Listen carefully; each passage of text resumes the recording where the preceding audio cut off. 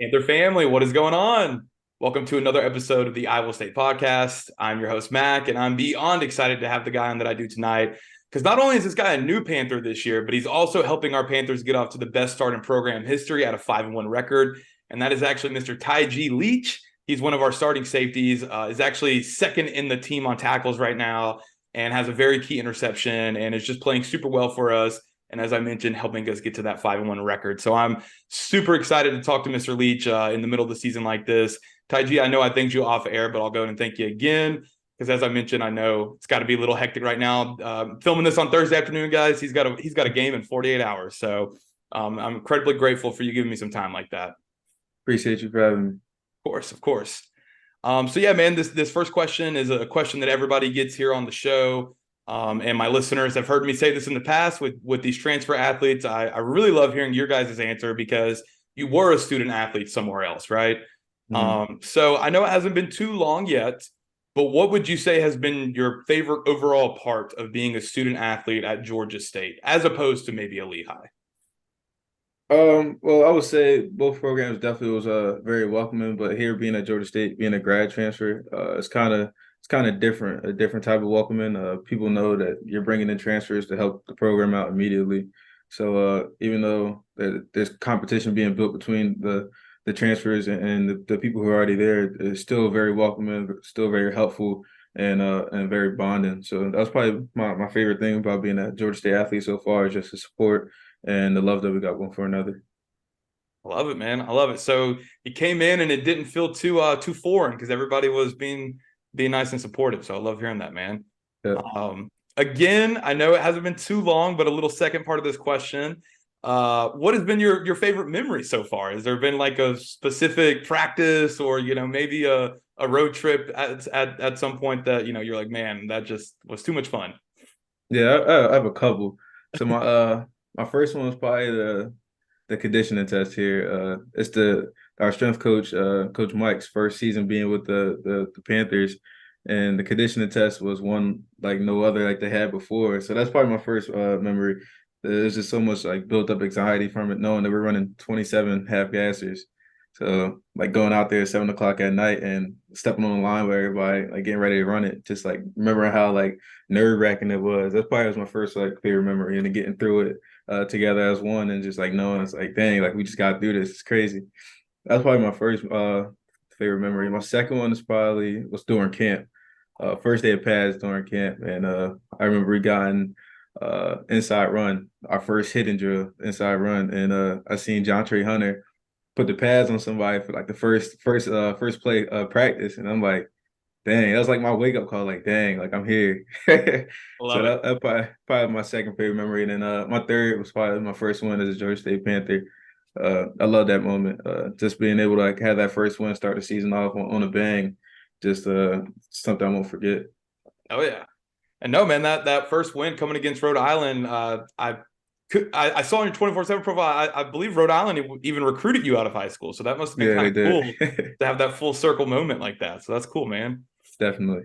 Awesome, awesome. I love it. I love it.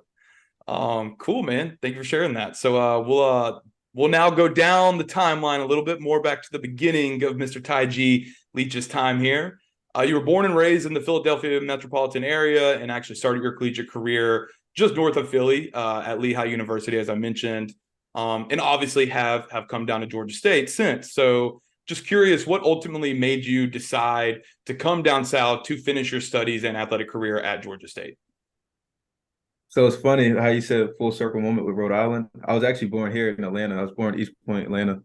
So this kind of was full circle coming from me. I know when I got that offer from Georgia State, I just knew it was kind of like something special about it.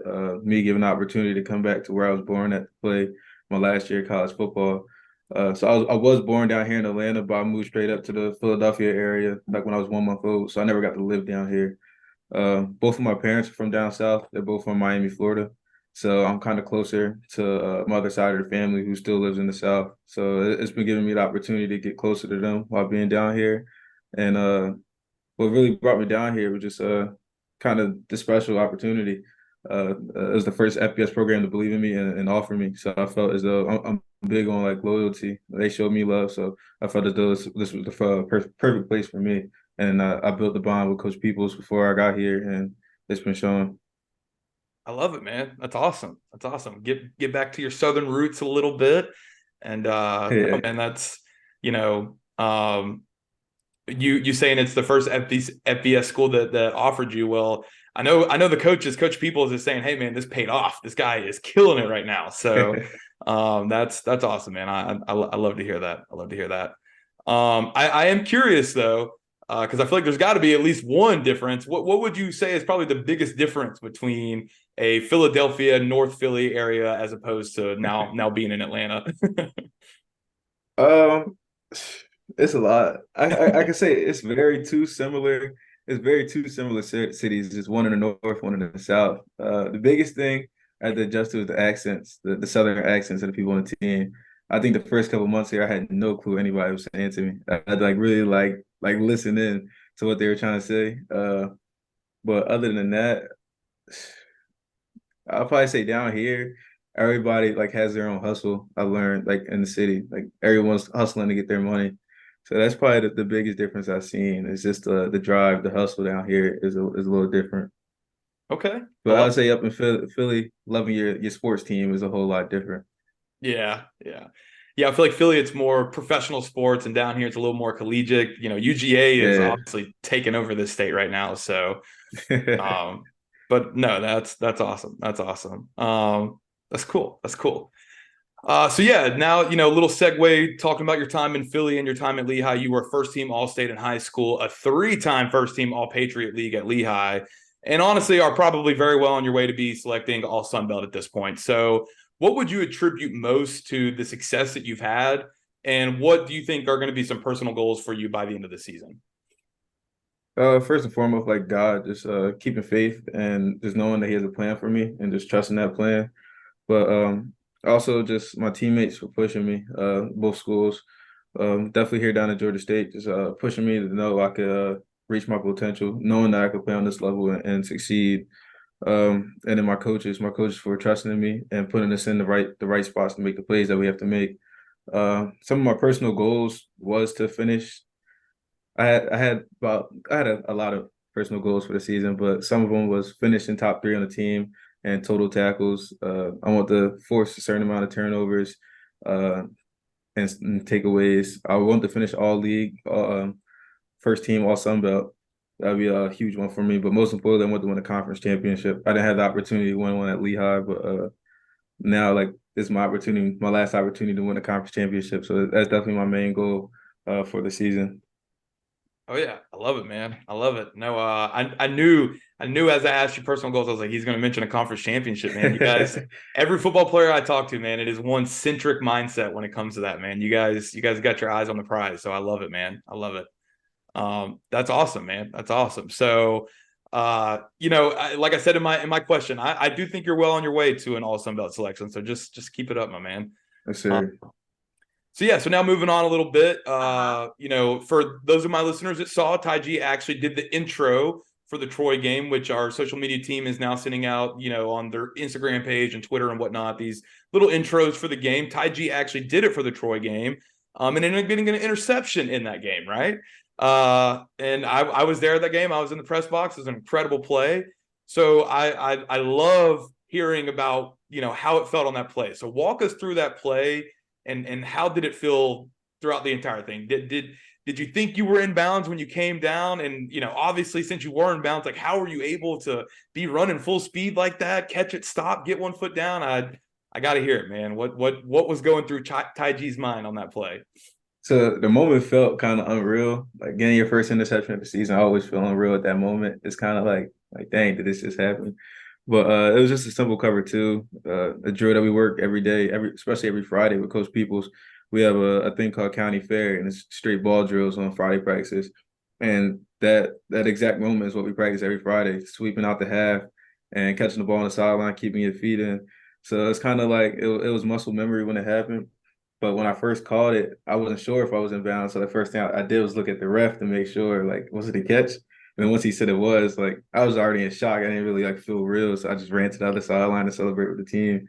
But it definitely was a real good moment. It felt good, and it was like my first interception of the season. So hoping to get some more. Oh yeah. Oh yeah. No, I was where we were in the press box. We were on that sideline, so I couldn't see until the replay came up, and I was like, "Oh, he got that. He got that." Yeah. So it was an awesome play.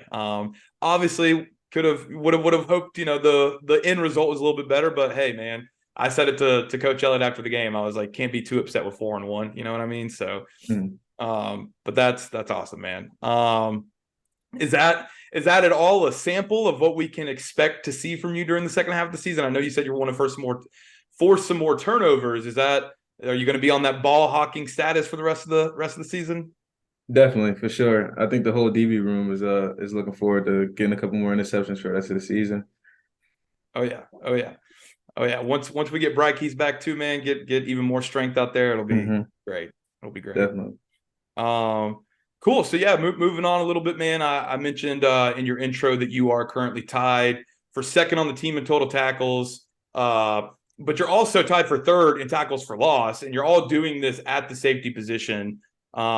So I got to hear, man. Explain your mentality behind this style of play. This, a defensive back who will get in there and make tackles and stop the run game and things like that. Um, Kind of explain the mentality behind this style of play and what it means to you. So I was taught in high school. First thing I was taught in high school playing defense is it's called stay in the frame. So whenever you're watching film, like you should always be in that frame of the play. So that's like my first mentality, and we hone it a lot in practice. No loafing, get to the ball. So that's like my first step, just getting to the ball as fast as I can with like bad intentions. And then when you get to the ball, it's just you don't want to be hit by a 200-pound running back or of a receiver at full speed. So like hit before they hit you. And then it's just my teammates on defense, they play fast and physical too. So if if you don't want to get hit by them, you better beat them to the ball, beat the hammer, not the nail, and you don't have to worry about your teammates trying to hit the running back or the ball carrier before hitting you because you're in the way. So it's kind of that kill or be killed mentality, playing like that, and then just showing a lot of people think DBs are scared to hit, and just showing people that I'm not scared to hit, uh, and punishing them so they don't want to come near me again the rest of the game, I love setting it. that tone. I love it, man. Definitely setting that tone. Definitely setting that tone. And you know what? Like you said, man, that's glad you said it. I don't want to say it, but you're like most DBs. We've known to not want to tackle people. So, I love it. You getting in there. So I do got to say before we get on the next question, as a guy who has made every type of tackle out there at this point, what kind of tackle do you enjoy doing most, man? Is it like an open field tackle where you're the only guy who can get him, and you're like, man, I just stopped a touchdown basically, or is it just a tackle for loss, or maybe a gang tackle or something like that? What's your favorite kind of hit? I'll probably say the TFL is definitely because most of them are coming from blitzes, Mm-hmm. and to be able to like hit home on the blitz, the old lineman don't see you get in the backfield, or you be the old lineman make that tackle. I definitely feel real good. So probably TFL or just a big hit, and you know it's a big hit when you hear the crowd. So those probably my two favorite. Those hits that make the crowd cheer for real. Oh yeah, oh yeah. No, man, when you make that big hit, get the crowd inside, you feel that energy, rising on Mm. on the sideline. It's a good feeling. It's a good feeling.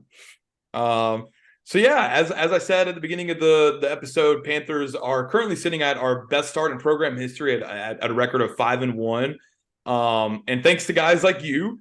So have there been any changes within the locker room with the second half of the season looming, or is everybody kind of just sticking to the script from the beginning of the season and just, continuing to march forward? I believe everybody definitely sticking to the script. We always hold on, starting fast, finishing strong.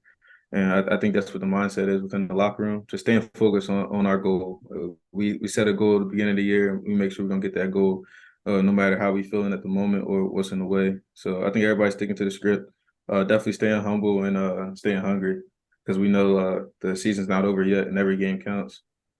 Oh yeah, they're getting just that much more important as it goes on, man. So yeah, so what are some things that you're doing as a player?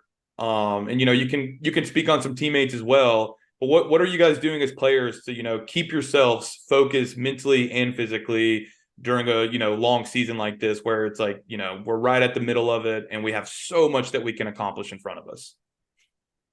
Number one thing is probably taking care of our bodies, staying healthy. So going and get that extra treatment, taking that extra time out to get ready for practice or after practice, recovering, getting your meals in, hydrating. that's probably the number one thing for all the players because it's a long season, so you got to take care of your body. If you don't, you're not gonna make it through the season. Other than that, just making sure we staying in the playbook. With game plan, things to get a little complicated or a little tweak here and there. Just gotta make sure you hone in your playbook, get down to basics so you're able to adjust like when it's time to. That's probably the main two things: mental and physical. Taking care of your body, taking care of the playbook. I love it, man. I love it. No, it's it's a long grind, but I know you guys can do it for sure. Definitely. Oh yeah. So with as I said, we got 6 games remaining. We're sitting at 5-1. 5 of those remaining 6 games are against conference foes, with 3 of them being on the road and one of them being against a school I will not name. So with all these big games coming up, how do you feel the team is approaching this final stretch, and what do you guys think you will need to do other than winning to make sure that this not only starts but finishes as the best season in Georgia State football history? So like Coach Elliott said to the team the other day, the Sun Belt run through us, runs through Center Park Stadium. So like we control our own destiny, not the teams that we're playing, not the stadiums that we're playing in. Us ourselves, we control our destiny. So focus on ourselves, fixing the things that we have to fix, getting better every day, and continue to take those steps forward. We can't afford to take a step backwards at this point in the season. So continue to progress forward and getting better every day. I love it. I love it, man. I'm so pumped for this stretch, man. I told people we were going to shock some people going into this season, and now they're all looking at me like, "What did this guy know that we don't?" And it's like, "I told you, man. I told you." So I'm pumped, man. I'm pumped. Well, cool, TyGee. We will get you out of here on this question. So not too much longer here. This is again a question that everybody gets. Seems to be one that a lot of my guests really enjoy. So I'm definitely excited to hear what you got to say on this one. So I will kind of paint the scenario for you, paint the picture for you. The whole team is on the bus, coaches included, and you got the aux cord for the next 3 hours. You're going to be the one controlling the music, the podcast, whatever everybody's going to be listening to. So what is TyGee Leach going to be having on the playlist that day for the whole team? It's definitely a lot of Rod Wave. I love listening to Rod Wave. Okay. Uh, Okay. Gotta play Rod Wave just for the vibes. I get out like the first hour of the bus ride, and then the next two just to get people ready for the game. I'll probably put on some like Lil Durk, G Herbo, and since we're in Atlanta, gotta play Lil Baby. Okay. I love it, man. Start with Rod Wave, set everything in perspective. Everybody realize like what's truly important here, and then last hour get pumped up with some G Herbo, Lil Durk, and Lil Baby too. I love it, man. I love it. And then I definitely gotta let them know who's on Aux, so I gotta put that Meek Mill on too. Okay. Okay. Dreams and nightmares, man. Hey, not even a Philly fan, but that's a song that if that song to get you pumped up, I don't know what will. So I love it, man. I love it. Well, good deal, man. Like I said, I'll let you get out of here on this one. I know you got to be getting ready for this game here right around the corner. Going to get us to 6-1. I feel it. I feel it. It's coming. But before I let you go, man, just want to thank you again for giving me some time. You guys are doing such incredible things, not only for this program and this university, but even the whole city, man. So I'm just incredibly proud to be even somewhat associated with it. So I just know you guys are going to keep it up, and can't wait to see what happens. Appreciate you for having me on today. Of course, man. Of course. All right, Panther family. I'll see you guys on the next one.